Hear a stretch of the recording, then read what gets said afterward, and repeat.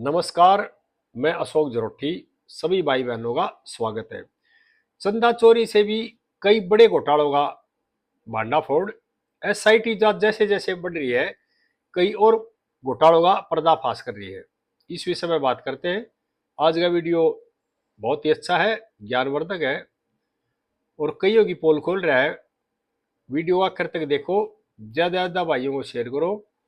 जिस भाई ने चैनल सब्सक्राइब नहीं कर रखा, इस चैनल को भाई सब्सक्राइब भी कर लेना और इस वीडियो को लाइक और हाइप जरूर करना।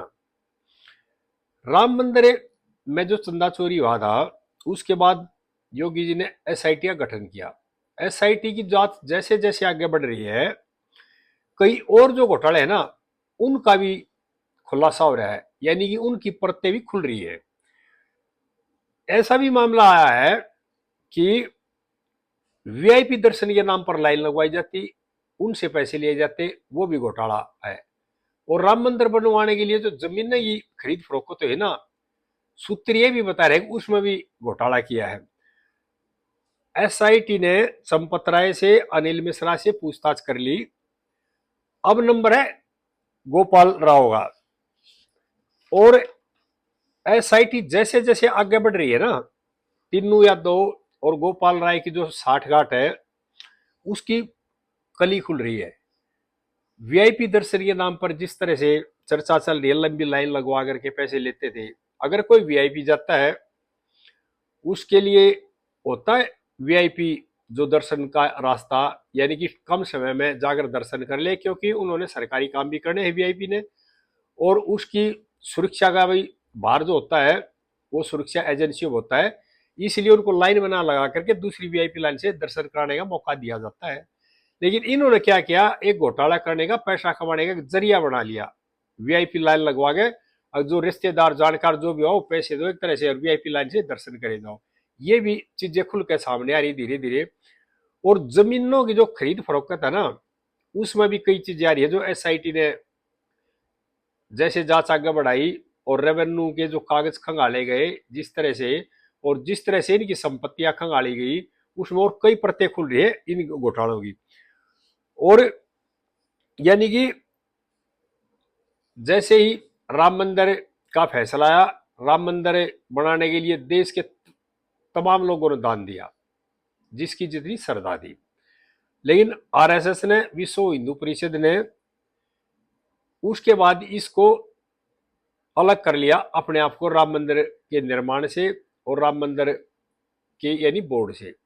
और गृह मंत्रालय ने एक बोर्ड बना दिया विश्वास पात्र लोगों का, अभी ये राम मंदिर की देख रेख करेंगे। लेकिन उन्होंने जिस तरह कृत्य किया ना, ये बहुत ही शर्मनाक है। यानी देश के तमाम लोग तो दान दे रहे राम की श्रद्धा में, और जो राम की सेवा करने के लिए जो लोग लगाए गए थे, जिन पर सारे देश ने, सभी ने विश्वास किया था, उन लोगों ने ऐसा कुकर्त कर दिया कि इसके लिए कोई शब्द नहीं है, यानी हम कल्पना भी नहीं कर सकते।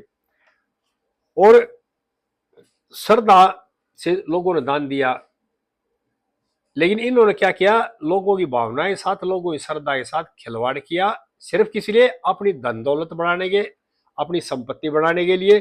और एक तरह से ऐसा षड्यंत्र रच दिया, जो इनके को जो कुकृत्य थे ना, इससे आरएसएस को और बीजेपी को, विश्व हिंदू परिषद को बहुत ही ज्यादा नुकसान हुआ है। इसका ही भरपाई होनी बहुत मुश्किल है।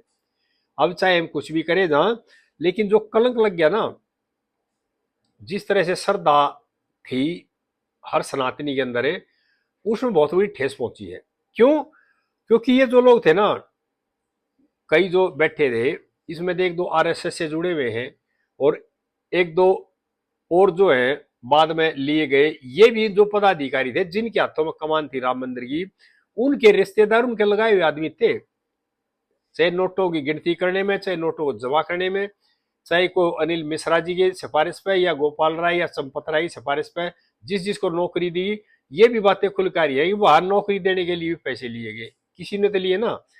लेकिन क्या है, इन लोगों ने इतनी भी तनिक भी शर्म नहीं आई। और मैं यहाँ सभी भाइयों को एक बात और बताना चाह रहा हूं, इसके पीछे का षड्यंत्र भी जो था ना, उसकी परतें खोलने भी लग रही है एसआईटी।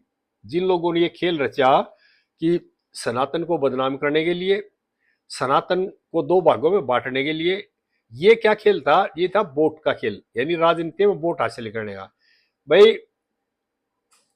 पिछले यानी 2014 से हिंदू धीरे धीरे एक जगह इकट्ठे हुए, उन्होंने सरकार चुनी, वोट दी। जो विपक्ष के लोग हैं जिन्होंने कभी राम मंदिर के जाकर दर्शन भी नहीं किए, जिन्हें राम मंदिर भक्तों पर गोली चलवाई, जिन्होंने राम मंदिर के खिलाफ सुप्रीम कोर्ट में लड़ाई लड़ी, जिन्होंने राम मंदिर के खिलाफ एफिडेविट फाइल किया सुप्रीम कोर्ट में, अगर राम का तो जो अस्तित्व में नहीं था, वे लोग अब अपनी राजनीति चमकाने के लिए, अपनी वोट हासिल करने के लिए अब खेल क्या खेल रहे हैं, इस मामले को और ज्यादा उछाल रहे हैं। देखो, जिन लोगों ने ये कुकर्त किया है उनको सजा तो जरूर मिलेगी। हो सकता है अपने बलबूते पर, अपनी सिफारिश के कारण थोड़ा बहुत उनका बचाव हो जाए। जो जिम्मेदार लोग थे, जो बड़े जिम्मेदार लोग थे उनका, जो 8 आदमी गिरफ्तार हुए हैं वो थे एक तरह से छोटे लेवल के लोग, और जो बड़े पदाधिकारी थे जिनकी जिम्मेदारी थी, उनके बारे में सरकार भी और राम मंदिर का जो ट्रस्ट भी है वो भी मीटिंग कर रहा है। और अब तो आरएसएस ने मुंह खोलना शुरू कर दिया है। पहले जिस तरह से विश्व हिंदू परिषद ने, आरएसएस ने जो चुप्पी लगा रखी थी वह गलत थी, और उस चुप्पी से भी सनातन को भी नुकसान हुआ है और बीजेपी पार्टी को भी नुकसान हुआ है। क्यों?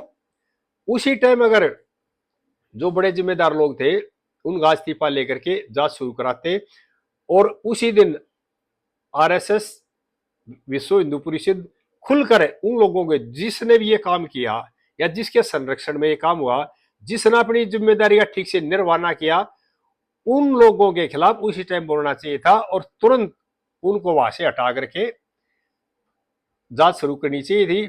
और जब तक जांच कंप्लीट नहीं होती उनको इससे अलग रखना चाहिए था एक तरह से मंदिर से।